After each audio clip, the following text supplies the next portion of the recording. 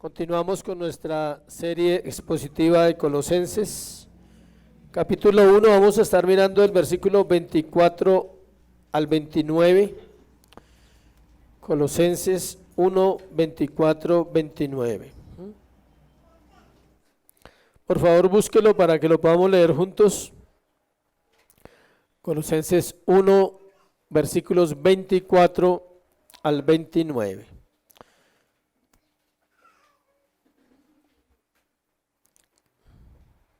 Si ya lo tiene, para que lo podamos leer.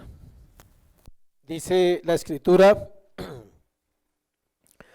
ahora me gozo en lo que padezco por vosotros y cumplo en mi carne lo que falta de las aflicciones de Cristo por su cuerpo, que es la iglesia, de la cual fui hecho ministro según la administración de Dios que me fue dada para con vosotros, para que anuncie cumplidamente la palabra de Dios, el misterio que había estado oculto desde los siglos y edades, pero que ahora se ha manifestado a sus santos, a quienes Dios quiso dar a conocer las riquezas de la gloria de este misterio entre los gentiles, que es Cristo en vosotros, la esperanza de gloria, a quien anunciamos amonestando a todo hombre y enseñando a todo hombre en toda sabiduría, a fin de presentar a Cristo, a presentar perfecto en Cristo Jesús a todo hombre, para lo cual también trabajo, luchando según la potencia de Él, la cual actúa poderosamente en mí. Hoy vamos a estar tratando el tema participantes del ministerio de Cristo. Participantes del ministerio de Cristo. Estuvimos hablando la semana pasada de la reconciliación. Para ver la vida del ministerio era necesario hablar de ese tema primero. O sea, primero Dios que nos reconcilia. En este caso Pablo va a usar su propia vida para ejemplificar lo que significa participar o vivir en el ministerio de Cristo. Todos somos participantes de ese ministerio. Todos aquellos que se consideran creyentes, que tienen la fe puesta en Jesús, somos participantes del ministerio de Cristo. Y eso es lo que vamos a llegar a mirar hoy a través de esta exposición, si realmente lo somos, y si lo somos, ¿por qué no vivimos como debemos vivir? Y si no lo somos, quizás tengamos la esperanza de llegar a serlo. La vida ministerial es la vida que Dios desea que todos los creyentes tengamos. Es una vida activa por la obra del Espíritu Santo en el corazón de los hijos de Dios. Si una persona es cristiana, es porque está viva, no está muerta. Y como está viva, funciona bajo los parámetros que Dios ha establecido. Nuestro presente en Cristo es continuo, es decir, no es un día sí, un día no. Debemos vivir en Él, por Él y para Él. El estándar de vida que Dios nos da, nos lo muestra a través de las Escrituras en el Señor Jesucristo y en la vida de hombres como el apóstol Pablo. La vida del apóstol fue un constante cambio de circunstancias. Un día estaba lleno de gozo y escribe y se goza, y otro día está sufriendo. Y la vida del creyente es igual. Un día estás pensando que amas a Dios y que lo deseas con todas tus fuerzas, y de pronto piensas en la Biblia o piensas en muchas cosas en el día, y hay días que no te acuerdas de Él y te ocupas de tu propia alma, de tu trabajo, de tu negocio, de tu familia, y vienen sufrimientos y vienen situaciones, y tienes que volver a orar y volver a decirle: Señor, lo que dijo David, vuélveme el gozo de la salvación, y se alegrarán los huesos que has abatido. En este pasaje vamos a profundizar la vida de un hombre santo, obvio, Cristo en ese hombre que se llama Pablo, la reforma de su carácter, cómo se transforma en otra persona de lo que él nunca fue, y cómo él se vuelve un instrumento en las manos del Señor, que es lo que Dios hace con nosotros. Cristo en nosotros nos lleva a llevar una vida donde seamos útiles pero tiene que transformarnos para ser instrumentos en sus manos. La iglesia es un instrumento de Dios. En la vida ministerial del apóstol, anhelando que como iglesia podamos comprender la importancia del compromiso que tenemos delante del Señor, madurar en la fe y poder realmente conocer las Escrituras. Vamos a iniciar con la primera parte, el primer punto. El ministerio ha sido dado por Dios. Vamos a leer el versículo 23, donde quedamos hace 8 días, la última parte del versículo 23 y la primera parte del versículo 25. Acuérdense que es una predicación texto a texto. Entonces lo ideal es que usted me siga cuando yo hago los cambios, porque a veces no vamos seguidos, sino tenemos que saltar de acuerdo a la interpretación. Por eso vamos a empezar en 23a, 23c, perdón, y nos vamos a 25a, que dice lo mismo. Entonces 23a dice, 23c dice, del cual yo, Pablo, fui hecho ministro. La última frasecita donde quedamos hace 8 días, ¿se acuerdan? Del cual yo, Pablo, fui hecho ministro. ¿De qué? Del Evangelio. Y el 25a dice, de la cual fui hecho ministro según la administración de Dios. Arriba está hablando del Evangelio, que él fue hecho ministro del Evangelio, y abajo está hablando de la iglesia, dice, porque el 24 dice que es la iglesia, y él continúa la idea y dice, de la cual fui hecho ministro según la administración de Dios. Nos toca iniciar así para poder entender el pasaje, porque el ministerio ha sido dado ¿por quién? Por Dios.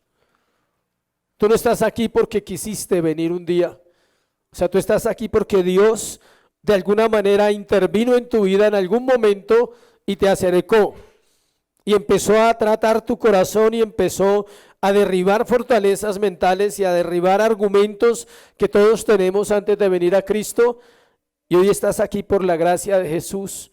Por eso estamos acá.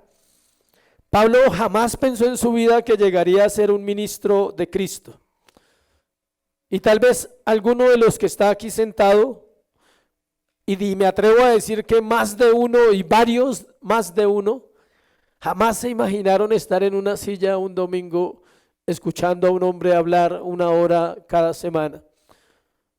Como yo jamás me imaginé ser un ministro del Evangelio.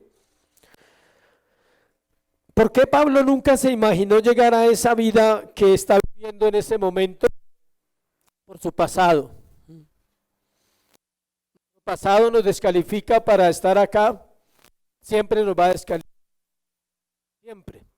Nuestro pasado sirve para 3 cosas: para nada y para nada. No se le olvide eso en su vida jamás. Su pasado sirve para esas 3 cosas no más. Otra cosa importante para los creyentes: el pasado comienza en la cruz. Si tu pasado te atormenta, no has pasado por la cruz. No has llegado ahí, a ese punto de inicio. La cruz es el punto de inicio de la vida cristiana. De ahí para atrás no hay nada. ¿Quiere decir eso que olvidamos todo lo que hicimos? No, no lo podemos olvidar. Simplemente no nos puede culpar, no nos puede atormentar, no nos puede hacer sentir menos que otras personas, y no nos puede acusar, digámoslo así, todo lo que hemos vivido antes de llegar a convertirnos realmente en personas cristianas, hablando de un verdadero cristianismo. Las credenciales de Pablo eran muy poderosas. Pablo no era el drogadicto, ni el callejero, ni el ladrón, ni el adúltero, ¿sí sabía? Pablo no era eso. ¿Quiere saber quién era Pablo? Acompáñeme a Filipenses 3:5 para que se sorprenda el currículum de Pablo. Filipenses 3:5. Pablo era esta persona que dice aquí: circuncidado al 8º día. O sea, él nació y a los 8 días, ¿qué? Lo circuncidaron porque era judío, era fariseo, del linaje de Israel. O sea, él dice, yo soy del pueblo de Dios, de la tribu de Benjamín, de la misma tribu de Saúl. Hebreo de hebreos, en cuanto a la ley, ¿qué? Fariseo, era un doctor. Sí, no estamos hablando de un hombre que venía del burdel, ni estamos hablando de un hombre que quizás venía de ser infiel a su esposa, o un hombre que era mentiroso. Pablo no era eso. Pablo era un hombre docto en las escrituras. Él era aquel muchacho que describimos en la escuela, que había sido formado durante 30 años para ser maestro. Ese era Saulo de Tarso. No hay nadie como él acá, y lo sé. Ninguno de nosotros somos como Saulo, preparados académicamente, eruditos. Un hombre que conocía la ley al derecho y al revés y mataba a cristianos pensando que agradaba a Dios. Él estaba celoso, él decía, no hay otro Dios en la tierra, solo mi Dios es Dios, como debe ser un verdadero creyente. Y él mataba personas pensando que estaban blasfemando a su Dios, al único Dios, a Jehová. Ese es nuestro gran protagonista hoy, el apóstol Pablo. Versículo 6, en cuanto al celo, ¿sí ve? Celoso, o sea, nadie le podría decir, hay un Cristo que es Dios, mátenlo. Ese no es Dios. Maten a esa persona por decir eso. Él era celoso, perseguidor de la iglesia. Ahí empieza a perder, ¿sí? Perseguidor de la iglesia. En cuanto a la justicia que es en la ley, irreprensible, Pablo cumplía la mayoría de los puntos de la ley. Nosotros vemos a los fariseos como hipócritas siempre, pero Pablo no era un hipócrita. Pablo era un hombre celoso, un hombre con carácter, un hombre que tenía autoridad. Por eso él dice, el ministerio, Dios me hizo ministro, Dios me regaló el evangelio, Dios me enseñó a servirle a la iglesia. Pero el 7 es más interesante ahí. Pero cuantas cosas eran para mí ganancia, las he estimado como ¿qué? Pérdida por amor a Cristo. Todo eso que acabo de escribir, dice él, es basura. No hay doctorado, no hay título, no hay academia, no hay carrera, no hay dinero, no hay clase social, no hay nada para que un hombre pueda decir que fue capacitado para servirle a Jesús. Es absolutamente, ¿por qué? Por gracia. Aunque había nacido en Tarso, fue criado en Jerusalén y fue instruido a los pies de Gamaliel. Hechos 22:3. Hechos 22:3 dice así: yo, Pablo dice, de cierto soy judío, nacido en Tarso de Cilicia, pero criado en esta ciudad. O sea, él nació en Tarso, pero fue criado ¿dónde? En Jerusalén. Así como muchos de nosotros nacimos en otras ciudades y fuimos criados ¿dónde? Aquí, en Bogotá. Muchos tenemos esa historia, como mi caso. Yo nací en otro departamento, pero mi vida toda ha transcurrido ¿dónde? Acá. Instruido a los pies de Gamaliel, el único, había una universidad en Jerusalén. Hace 2000 años ya habían universidades, ¿sí? Para que usted no crea que es que esta generación es la más high class de todas. No, esta no es la generación más high class. Una universidad en esa época era algo impresionante. Y Gamaliel era uno de los profesores más dotados. Dice, estrictamente conforme a la ley de nuestros padres, celoso de Dios como lo sois vosotros hoy. Si se escribieran nuestras credenciales, sonarían así más o menos. Esas son las credenciales de Pablo, y él las exhibía públicamente. Pero si alguien escribiera quizás las credenciales de alguno de nosotros, decía inmoral, borracho, adúltero, chismoso, mentiroso, enemigo de Dios, engañador, ajeno de la vida de Dios, ignorante de la palabra y perdido todo el tiempo. Esa es la credencial de muchos de nosotros. No tenemos una buena credencial, no somos hebreos, no somos circuncidados, no venimos de ningún linaje real. Eso somos. Y usted puede agregar lo que le llegó a la mente. Bueno, otro poquito de lo que usted sabe que es, ¿sí? Amargada, y otras más que quizás vengan a su mente y a su corazón, porque yo me sé las mías. ¿Listo? Yo sé cuáles eran mis credenciales, que no vale la pena exhibirlas, mejor dicho. Entonces, Pablo, con ese pasado tan elocuente, pero tiene un corazón transformado cuando escribe Colosenses. ¿Quieres saber por qué tiene el corazón transformado? Porque han pasado 35 años y está a punto de morir, está a punto de ser sacrificado. Está en la cárcel en Roma, de 2 a 3 años duró preso, y está en el mejor momento de su vida. Está en el momento más santo de su vida, donde la revelación de Cristo es plena en él, y él es consciente que nada de eso que era le serviría para ser llamado ¿qué? Ministro de Dios. En este caso, nada de lo que nosotros fuimos hace honor a que Dios nos llame hoy sus hijos o seamos creyentes. Pero Dios fue quien nos dio la salvación y el ministerio para hoy poder estar aquí, y sigue haciéndolo con miles de personas, porque aún hay esperanza mientras la iglesia esté en la tierra. Mientras la iglesia exista, podemos avanzar. Nadie va a detener la iglesia. Nada de lo que pasó esta semana va a detener la iglesia. La iglesia va a crecer, la iglesia va a perseverar, la iglesia va a seguir adelante, porque fuimos llamados por Dios, porque el ministerio lo ha dado ¿quién? Dios, y no el hombre. Segundo, el contraste en el ministerio, gozo y sufrimiento. Vamos a ir un poquito más al corazón ahora. Espero que sea para su corazón, porque para el mío ya fue esta semana muy especial.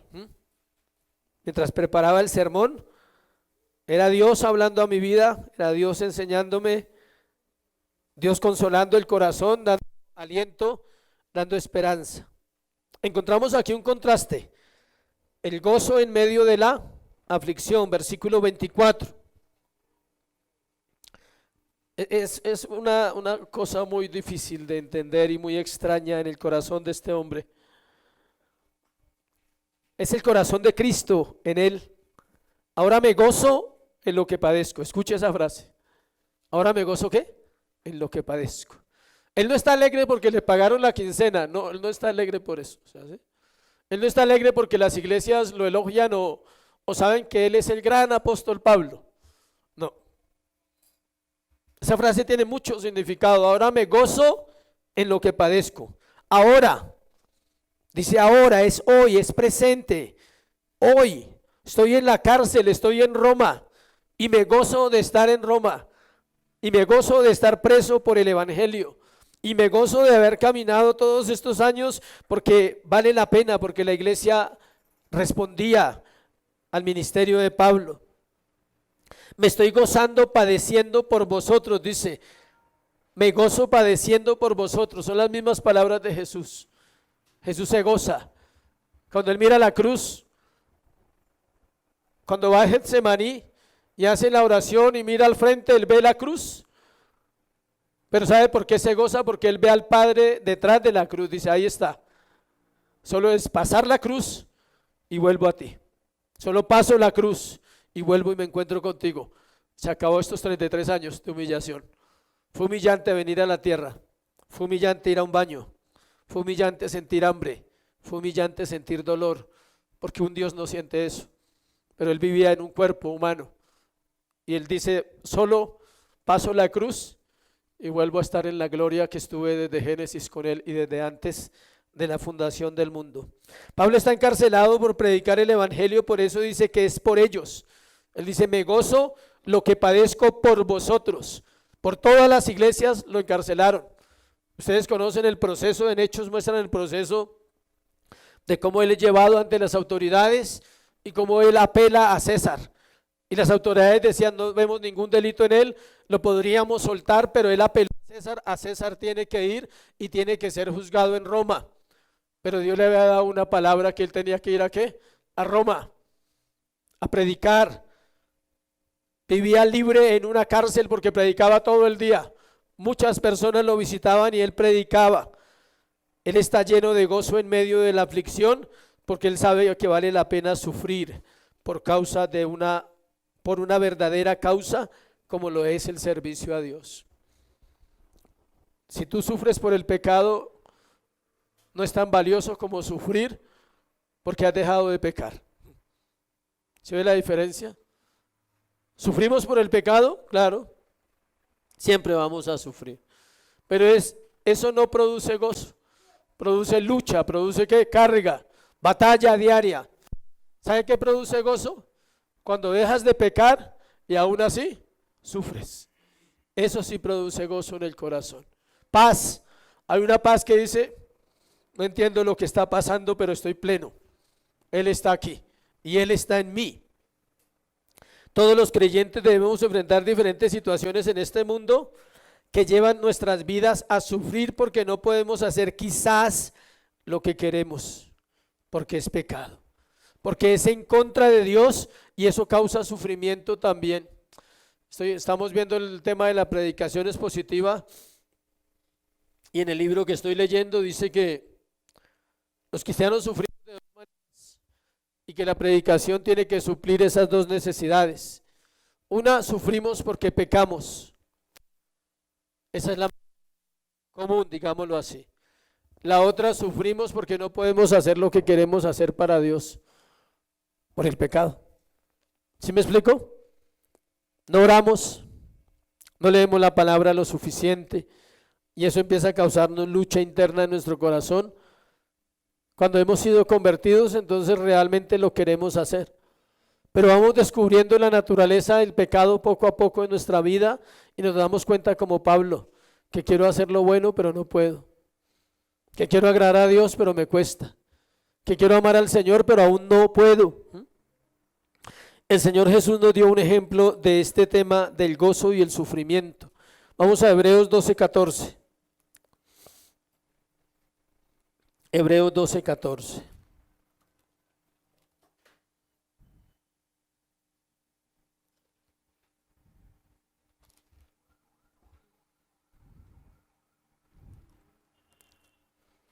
Hebreos 12.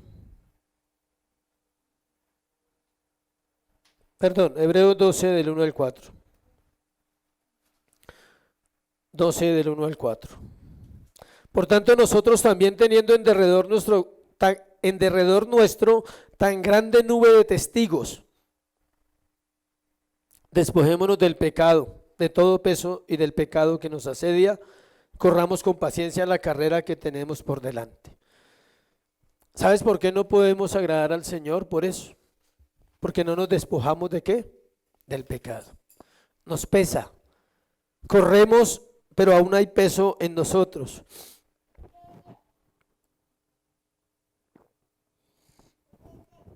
Corremos, pero no podemos correr bien. Nos cansamos. Y luego dice que usted se debe despojar del peso del pecado. Y puesto los ojos en Jesús, el autor y consumador de la fe. Y aquí viene el ejemplo. El cual por el gozo puesto delante de él, sufrió la cruz, menospreciando el oprobio y se sentó a la diestra del trono de Dios. ¿Sabe por qué estaba tan lleno de gozo? Porque sabía que iba a sentarse al lado del Padre para siempre. Él decía, paso la cruz. El jueves por la noche dijo, mañana en la tarde estaré con él eternamente sentado, nunca más volveré por acá, por lo menos no físicamente. Ese era su gozo, esa era su alegría. Considerad a aquel, o sea, a él, que sufrió tal contradicción de pecadores contra sí mismo para que vuestro ánimo no se canse hasta desmayar, porque aún no habéis resistido hasta la sangre, combatiendo contra el pecado. Hace años tuve una experiencia cuando estaba más mal de lo mal, ¿sí? Usted está mal y a veces está más mal de lo mal que está, o sea, ¿sí? Y un pastor me confrontó y me dijo, ya hizo todo lo que tenía que hacer. La respuesta era no, nunca hacemos todo lo que tenemos que hacer. Siempre nos falta orar más, siempre nos falta obedecer más, siempre nos falta consagrarnos más. Y por eso es la gran lucha entre ese gozo que viene por momentos cuando volvemos a entender que Dios está ahí, que no nos ha abandonado, que Él es fiel, que Él permanece para siempre, que mi lucha es temporal, eso lo entiende la mente del cristiano. Y luego vuelve al infierno cuando dice, pero no puedo, pero me cuesta, pero no estoy pudiendo salir de esto. Cuando un cristiano, escuche, pierde el gozo de servir en el ministerio, demuestra que se encuentra mal en su comunión con Dios. Ponga un letrero al frente de sus ojos donde usted más permanezca que diga gozo. Y ponga al lado un termómetro. Ese es el termómetro suyo. Y ese es mi termómetro. Cada vez que el gozo disminuye, me está dando una alerta. Póngale un pito, una alarma al celular que diga gozo. Así que suene cuando usted se está perdiendo el gozo. El gozo de servir a Cristo no se pierde a menos que la comunión con Él esté fallando. El gozo no se pierde a menos que la comunión esté ¿qué? Fallando. Es decir, si la comunión está fallando, el gozo está disminuyendo. Si la comunión está aumentando, entonces ¿qué pasa?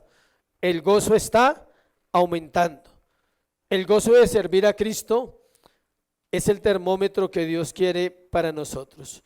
Pablo vivió circunstancias que lo abatieron, pero nunca perdió el gozo. 4, 8, 9, segunda de Corintios.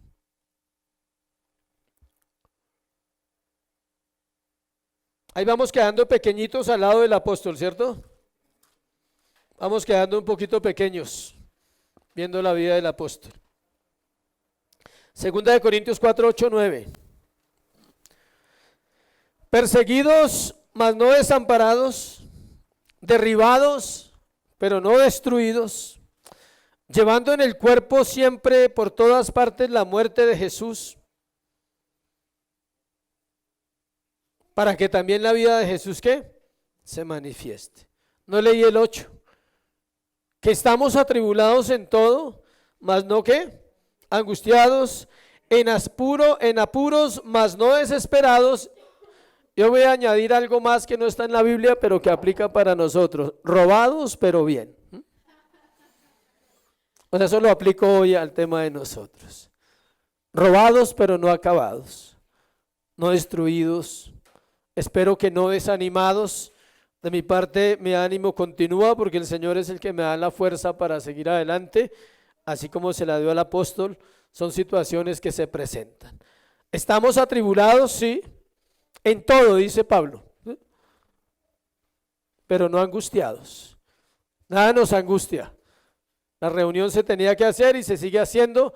Y si alguien nos visita hoy por primera vez, no sabe nada de lo que pasó, dice, la iglesia es bonita y está normal, solo falta pañetar el muro, ¿sí? Eso hablábamos con alguien, que si alguien viniera hoy, dice, bien, no pasó nada, todo sigue funcionando, ¿cierto? Aparentemente.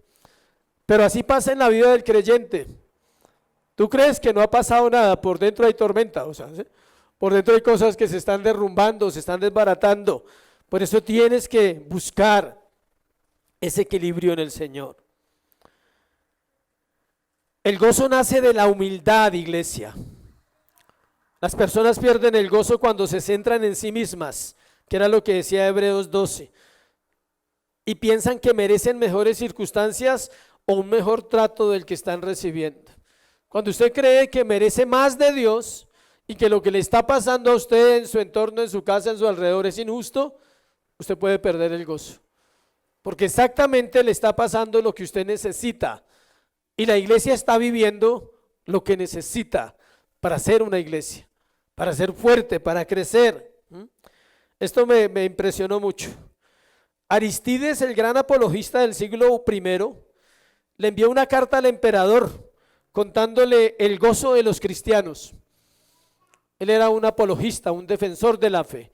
Y le mandó una carta al emperador del primer siglo, que era el momento cuando la iglesia cristiana estaba en su mayor auge, y le decía que cuando una familia cristiana recibía un niño, alababan a Dios de una manera impresionante. Pero le decía, y si ese niño se moría, lo hacían con más devoción. Porque decían, ese niño no vivió para ver el pecado de este mundo. Eso es fe. Eso es cristianismo puro. sin intermediarios y sin anestesia. Ese es el cristianismo de la Biblia. Hoy en día, ¿cómo van a hablar de eso? ¡Qué injusticia! Acá hubo un caso cercano de una familia de acá. Lo cuento porque lo vi, lo escuché la noticia.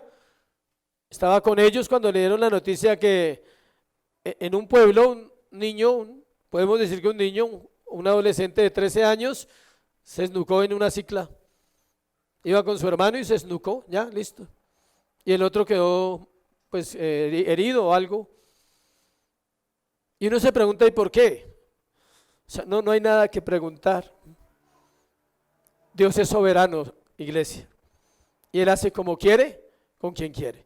O sea que Aristides le está diciendo al emperador, esa gente es impresionante, o sea, usted no los ha visto. O sea, cuando nace un hijo, eso hacen una fiesta de alabanza impresionante. Y si se muere, hacen 2 fiestas. O sea, ¿sí?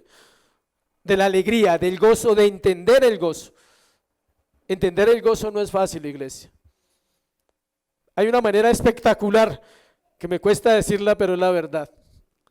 El gozo solo se entiende a través de las pruebas, no más. No hay otra manera de entenderlo que le mida a usted su corazón y diga, pasa saliva y dice, Señor, puedo continuar. O sea, ¿me permites continuar? ¿Me ayudas a continuar? Es difícil, pero quiero continuar. Quiero avanzar, Señor, en tu obra. Te lo pido en el nombre de Jesús. Ahí es donde se mide. 3 cosas roban el gozo. Espero que no tenga las 3, al menos una. Las circunstancias roban el gozo. Las preocupaciones roban el gozo. Y yo creo que esta es la más dura, las personas. Roban el gozo. No vaya a decir amén a las 3, ¿no? Espero que al menos de a unita. O sea, circunstancias, preocupaciones y bendiciones o personas bendiciones. Roban el gozo. Pero esas 3 cosas tienen oponentes. Hay 3 oponentes para las circunstancias, las preocupaciones y las personas. La humildad, la devoción y la confianza en Cristo. O sea, si tú estás luchando y quieres que las luchas terminen y no haces nada espiritualmente, ahí va a seguir igual o va a empeorar. Hay que contrarrestar la humildad, la devoción y la confianza en Cristo. Pablo deja claro que el gozo no depende de las circunstancias porque él está preso cuando escribe la carta. Él está encarcelado y él está diciendo, si fuera por la condición en que estoy, no tendría gozo. Pero mi gozo no depende de la condición en que yo estoy. Amén. Sigamos avanzando en este tema tan interesante del gozo y el sufrimiento. Pregunta: ¿por qué el sufrimiento era una fuente de gozo para los cristianos de la iglesia primitiva? ¿Escuchó la frase? Era una fuente de gozo, el sufrimiento. Es una fuente poderosa, inagotable. Encarga que no se acabe en su vida. Dice, mientras vivas, vas a lidiar con luchas, con situaciones, con un solo fin: encontrar gozo ¿en quién? En Cristo. No te va a llenar nada más, iglesia, solo Él. Hay varias razones, hay 5 razones ahí, frases, anote ahí las frases. Vuelvo y le repito la pregunta: ¿por qué el sufrimiento era una fuente de gozo para los cristianos de la iglesia primitiva? La primera frase es porque el sufrimiento acerca a los creyentes a Cristo. Un verdadero creyente, cuando hay luchas o dificultades, no busca otra salida. Él solo quiere ir a refugiarse ¿en quién? En el Señor. Me pasa algo cuando vivo situaciones extremas como la del lunes. Se llama situaciones extremas para mí.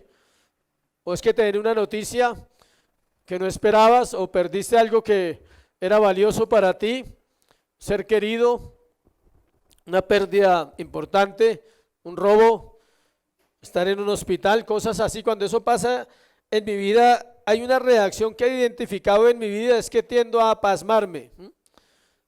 O sea, a estar exageradamente tranquilo, exageradamente.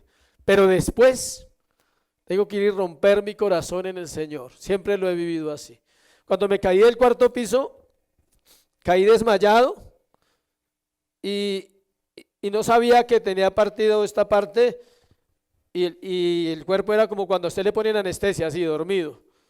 Y cuando me desperté era como las películas, así, toda la gente así mirándome encima. Y yo era así. ¿Está bien? ¿Cómo se llama? Fulano de tal, sí. Cédula, las preguntas de rigor. Ah, no, sí está bien. Y le dije, mi celular. Era una flechita, un 1100 hace años. Y el celular estaba bien, ¿sí? Y llamé a mi esposa y le dije, hola, ¿cómo estás? Bien, digo, me llevan en una camilla, en una ambulancia, voy para la Palermo. ¿Qué te pasó? Me caí de un cuarto piso. O sea, sí, sin anestesia, pero bien, tranquilo. Pero luego vino un quebranto muy fuerte a mi vida y así pasó el lunes y así ha pasado muchas veces con esas noticias que duelen, aunque el golpe dolió también físicamente, pero el sufrimiento debe acercarte a Cristo, no puedes separarte de Cristo. Segundo, o B, el sufrimiento es garantía que el creyente pertenece a Cristo. Es decir, es necesario en la vida que pasen esas cosas para formar el carácter. Miremos algunos versículos. Juan 15, 18. Juan 15, 18. Juan 15, 18 dice, si el mundo os aborrece, sabed que a mí me ha aborrecido antes que a vosotros. O sea, Jesús dice, el mundo los va a aborrecer, no va a ser algo nuevo, tranquilos, a mí me aborrecieron antes. Mateo 10, 24. Mateo 10, 24. El discípulo no es más que su maestro, ni el siervo es más que su Señor. O sea, Jesús tuvo que sufrir, la iglesia también tendrá que pasar luchas y dificultades. Las dos bellezas de apóstoles, Andrés y Juan, los dos hermanitos, los hijos del trueno, se acercaron a Jesús en la última cena. Mientras Jesús estaba pensando en la cruz y que iba a morir por nosotros, ellos estaban pensando quién iba a ser el primero de los 12 apóstoles. Y le dicen, Señor, la mamá también se confabuló ahí con esos dos. O sea, eran igualitos, la mamá y los hijos eran igualitos, a veces pasa eso. Entonces le dijeron que ellos querían estar uno a la izquierda y el otro a la derecha en el reino, o sea, allá en el cielo. Nosotros queremos que cuando ya pase todo esto y un día en el juicio y tal, toda la iglesia nos vea uno a la derecha y otro a la izquierda. Y Jesús sabiamente los confrontó y le dijo prácticamente que no sabían lo que pedían. Les dijo, ustedes no saben lo que piden, pero yo sí sé, sí les voy a asegurar una cosa. Tal vez eso no se lo pueda dar porque eso le compete a mi Padre, pero les voy a asegurar que van a sufrir. Y que el vaso que yo he bebido, la copa que yo he bebido, el sufrimiento, ustedes también la van a ¿qué? A beber. Esa noticia es buena, aunque no la entiendas hoy. Dios garantiza que vamos a sufrir. Eso es bueno, porque eso te va a formar. Inmediatamente uno empieza a pensar, ¿y cómo será? ¿Sí? Algunos dicen, no, ya estoy. O sea, ya estoy ahí. O sea, no hay nada que hacer, ya estoy ahí en esa lucha, en esa batalla. No pienses el sufrimiento como cosas que nuestra mente humana las piensa acá. La hermosa gracia de Dios es multiforme. A veces hasta una uña puede ser un problema para ti, si Dios quiere. Una pequeña uña se te puede volver una aflicción. Una relación, una mala inversión, un mal negocio. Siempre algo, antes de que venga ese sufrimiento, siempre habrá algo que no hicimos o algo que Dios nos quiere enseñar antes para aprender. No fuimos seguros, nos confiamos, no trabajamos nuestra seguridad como iglesia físicamente y tenemos que reconocerlo. Hubo una inseguridad, hubo un descuido y no podemos decir lo contrario porque las evidencias muestran que fue fácil llegar a este lugar. Tercero, el sufrimiento trae recompensa futura, eso sí nos encanta. O sea, luego de la tormenta viene ¿qué? La calma. Bueno me fue haber sido disciplinado y luego se volvió ¿qué? Fruto apacible. El salmista dice, qué bueno fue haber sido juzgado por ti. Cuando el profeta Natán viene a David y se acerca y le cuenta la historia y le dice, ese hombre eres tú. David inmediatamente reconoció y entendió, dijo, he pecado. Y cuando hace el censo, ¿se acuerdan cuando hace el censo y le dan 3 opciones? Y él dice, no, yo fui el que fallé, corrígeme a mí. Ya le había servido la otra disciplina del adulterio, ya la había aprendido, ya sabía cómo era el proceso. ¿Se ve? Una disciplina antigua, tenía 50 años cuando falló y lo llevó a otro proceso donde él dice, no, yo ya sé cómo es, Señor, esta vez conmigo, por favor. No te metas con el pueblo, no te metas con mi familia, con nadie, o sea, corrígeme a mí. Madurez. Tenemos que asumir a veces que necesitamos esa parte, pero hay una recompensa. ¿Cuál fue la recompensa de David por haber asumido el juicio que vino sobre él por el adulterio? La santidad sexual. Yo creo que la anhelaba. Yo creo que él dijo, hubiera sabido, había fallado antes. No, mentiras. No, él no dijo eso. Pero escrituras, él no volvió a pecar en esa área, ni volvió a tener mujeres, ni nada. Antes del adulterio era un hombre muy diferente en esa área. Después del adulterio, cuando muere su hijo, el hijo de Betsabé, su corazón fue cambiado en santidad, en pureza sexual. El sufrimiento puede redundar en la salvación de otros. Siguiente punto. El sufrimiento puede redundar en la salvación de otros. Hay situaciones que hacen que la gente diga, eso es carácter, eso es madurez, eso es asumir un asunto correctamente. Yo quiero esa vida y yo quiero a ese Dios de esa persona. Así era Pablo. Pablo es el único predicador que lo apedreaban en Listra y al otro día dice, vamos a Listra otra vez. Es el único. O sea, un predicador hoy en día lo apedrean y él no vuelve a esa ciudad. O sea, dice, no, yo no voy por allá, casi me matan. Pero a Pablo lo apedrean y se va y al otro día dice, alistémonos que vamos para Listra. ¿Qué, Pablo? ¿Otra vez? Pero ayer casi te matan. Dice, hay que predicar el evangelio. Para él no era un problema las pedradas, ya conocía las tallas y las marcas todas, él ya sabía más o menos de qué tamaño eran y sabía si podía aguantar o no. Aparte de eso sabía que no podía morir hasta que el Señor lo determinara. Último, el sufrimiento produce frustración en Satanás. Esta me encanta. Él espera que nos desplomemos a causa del sufrimiento, pero Dios hace que del sufrimiento salga algo bueno, iglesia. El que más sufre con nuestro sufrimiento cuando no nos hace daño es Satanás.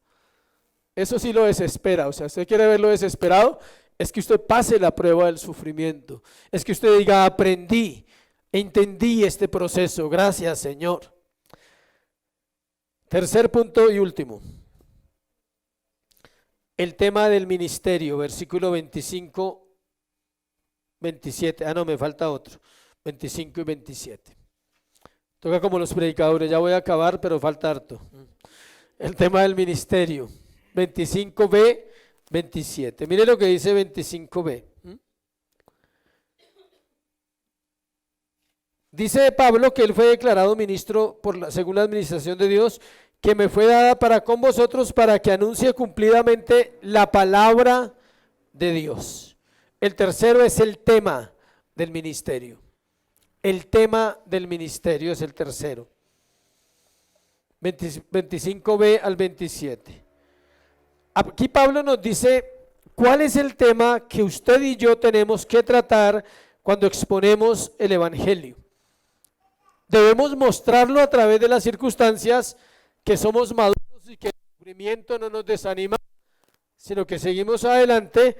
Pero hay un tema que Pablo dice ahí.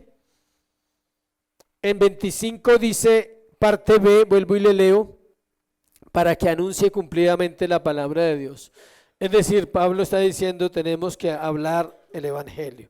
Versículo 26, el misterio que había estado oculto desde los siglos y edades, pero que ha sido manifestado a sus santos, a quienes Dios quiso dar a conocer las riquezas de la gloria de este misterio entre los gentiles, que es Cristo en vosotros, la esperanza de gloria. Hay un misterio revelado ahí. Léalo con detenimiento. En el versículo 26 dice, el misterio que había estado, ¿qué? Oculto. Y en el versículo 27, que es que Cristo, la parte B. Él es el misterio que la iglesia no conocía, que en el Antiguo Testamento estaba escondido. Hay varios asuntos acá. Uno, hay cosas que solo pertenecen a Dios, Deuteronomio 29. Las cosas secretas pertenecen ¿a quién? Al Señor. Mas las reveladas son para nosotros. Hay otras, o sea, hay tres categorías de misterios, para que usted que está tomando nota lo anote ahí. Unas pertenecen a Dios. Siempre pongo este ejemplo, pero es bueno ponerlo. El día de la muerte de cada ser humano. Eso es un misterio. ¿Y a quién pertenece? A Dios. Él no va, nadie va a salir con una lista que ya tiene la lista de qué fecha vamos a morir todos. Eso sería un falso profeta, un hereje, un loco. Nadie puede salir con eso. Eso le pertenece ¿a quién? Al Señor. Hay otras que solo se revelan a ciertas personas. Miremos el Salmo 25:14. Hay unas que se revelan a ciertas personas. Salmo 25:14. Dice el salmista, la comunión íntima de Jehová es con los que le temen, y a ellos hará conocer ¿qué? Su pacto. ¿Se ve? La comunión íntima es con los que temen a Dios. A ellos les revela ¿qué? El pacto completo. El plan de salvación puede ser revelado al corazón de una persona. Y hay otras que son reveladas para todas las personas, como decir, el Antiguo Testamento está revelado ¿dónde? En el Nuevo Testamento. Pero no todas las personas tienen el mismo entendimiento de las Escrituras. Hay personas que Dios les revela las cosas. El misterio que Pablo está hablando es Cristo. Ese misterio no es para personas especiales, para algunos. ¿Ese es para quién? Para todos. Todos ustedes y yo podemos conocer a Cristo. Por eso dice ahí dice a quienes Dios quiso dar a conocer. ¿Sí? Dice ahí, versículo 27, parte a quienes Dios quiso dar a conocer las riquezas de la gloria de este misterio entre los gentiles, nosotros. La máxima revelación de la Biblia es esta frase: Cristo en nosotros, esperanza de gloria. Ahí está. ¿Qué quiere decir eso? Una persona que le he revelado Cristo espera la eternidad. Una cosa es decir que usted cree en la eternidad, eso está bien. Otra cosa es que usted sepa dónde va a estar en la eternidad. Y solo es posible que lo sepa ¿por quién? Por Cristo. Porque el Espíritu Santo me ha convencido de pecado, soy un pecador, de justicia, soy injusto, y de juicio. Hubo un juicio ya en la cruz. Cristo ya murió por mí. Yo voy a ir a la eternidad.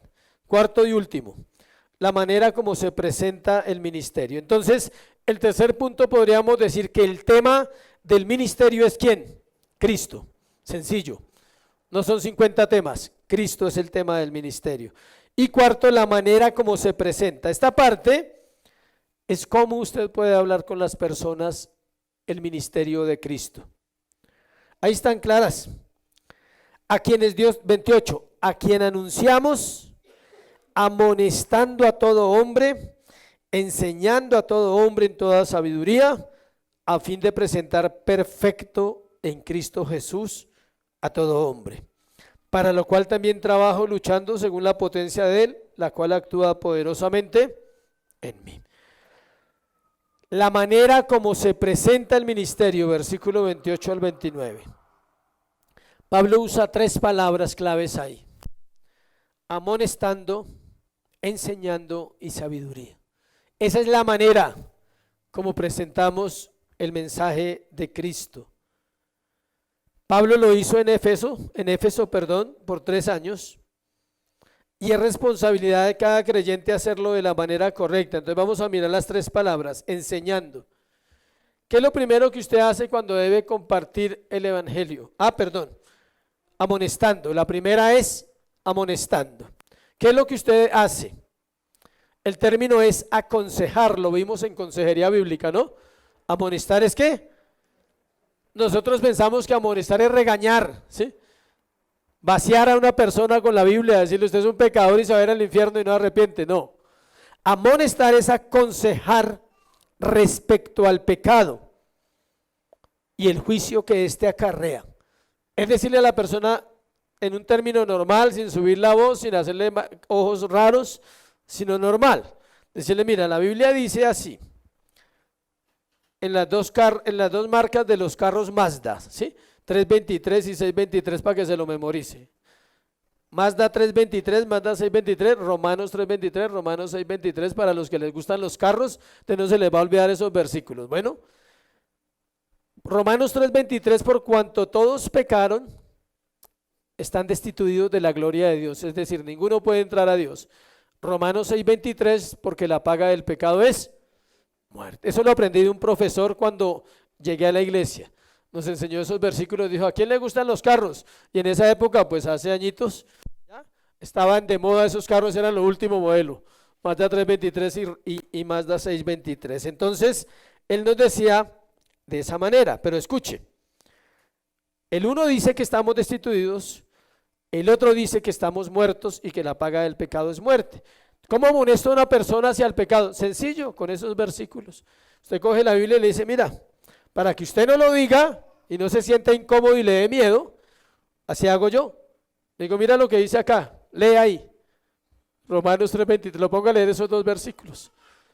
Anoche evangelicé a una chica, le compartí el plan de salvación de 20 años y le mostraba esos versículos. ¿Qué dice ahí? ¿Y qué entiendes? No, pues que todos estamos graves, o sea, sí, todos estamos destituidos, pues todos estamos graves. ¿Qué amonesta? La palabra, no su cara, no su carácter, no su voz, no juzgarla. Es el versículo el que amonesta, el que llega. Entonces, ¿cuál es el consejo? Esto dice la Biblia, pero hay esperanza. Romanos 5, Cristo murió, el segundo Adán murió para que los que estábamos condenados en Adán ya no muramos. Entonces le está amonestando, le está aconsejando, debes dejar el pecado, volver a Cristo. Esa es su parte, ya. No se preocupe si no hizo buena cara, si hizo buena cara. Algunos hacen buena cara, pero no hacen caso. Les da lo mismo. Pero tú amonestas. Esa es la manera. Enseñar. Enseñar es impartir una verdad. Esta verdad de la Biblia, no solo recibirla y no compartirla con nadie. Eso se llama tacañería espiritual. Hay que ser generosos y compartirla con otros. Y amonestar y enseñar demanda ¿qué? Sabiduría. La sabiduría se define también como discernimiento práctico para saber qué hacer en diferentes situaciones. Es aplicar los principios bíblicos que aprendes acá el martes, el domingo, las reuniones, ir y hablar con una persona. No puedes hablar con una niña de su casa igual que hablas con un hombre de la calle, no puedes evangelizarlo de la misma manera. Ahí se necesita ¿qué? Sabiduría. ¿Qué ejemplo voy a usar con esta persona y qué ejemplo voy a usar con esta? Los que Dios me dé, pero son ejemplos diferentes. La amonestación también es diferente. Una persona que no ha tenido mundo con un loco que ha tenido mundo, ¿cómo lo voy a amonestar de la misma manera? No se puede, aunque ambos son ¿qué? Pecadores. ¿Cómo le voy a enseñar a una persona algo que no necesita que le enseñe porque lo sabe, mientras que no sabe otras cosas que sí puedo enseñarle? Es como ir a hablarle a un graduado en economía, no puedo. No puedo tocar el tema de la economía en la Biblia, por lo menos la primera vez. Puede que él sepa lo teórico, pero no sabe la verdad de las finanzas. Entonces tengo que ser sabio. Al unir la amonestación y la enseñanza basados en la palabra, podemos llegar al corazón del oyente de una manera adecuada. podemos decirle a esa persona enseñando cuál es el verdadero problema de su corazón, que solo tiene una palabra. ¿Cuál es? El pecado. Si quitas el pecado, todo cambia. La noticia es que no lo puedes quitar. Tienes que venir a Cristo porque Él lo puede quitar. Así es que debemos presentar a Cristo a todo hombre, dice Pablo. Pero mire cómo suena la frase, última frase del versículo 28. A fin de presentar perfecto en Cristo Jesús a todo hombre. Yo presento el evangelio para que los hombres y las mujeres vengan a Cristo de una manera que restaurada, de una manera mejor. Se le presenta a Dios algo mejor de lo que éramos. La gente cree que está hablando de que Cristo es perfecto. No, eso ya lo sabemos. Es presentar el evangelio bien para que el evangelio transforme el corazón de las personas y ellas vengan a Cristo ya de un corazón que al menos sensible, al menos asequible. Y termina diciendo que se la pasa durmiendo, para lo cual también trabajo, luchando según la potencia de Él, la cual actúa poderosamente en mí. Él termina diciendo que se la pasa durmiendo, que no ora y que no lee la Biblia, pero que en todo caso Dios lo está usando. ¿Sí? Él dice, trabajo poderosamente, lucho. O sea, esa es la vida cristiana, es una vida ¿qué? De trabajo, de esfuerzo. Espero que el Señor nos ayude a entenderlo, iglesia, y que podamos perseverar. Amén.